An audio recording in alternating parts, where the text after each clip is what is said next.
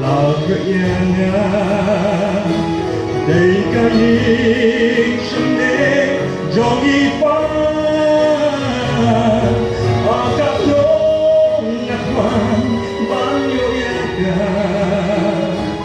nhưng badan Yesus Tuhan Namo Boy Shala kayin Da kayana Shishanda Namo Boy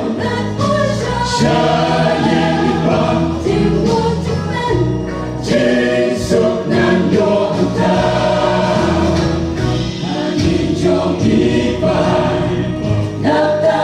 selamat tuổi tanda gaduh banyak sudah senja bagus baik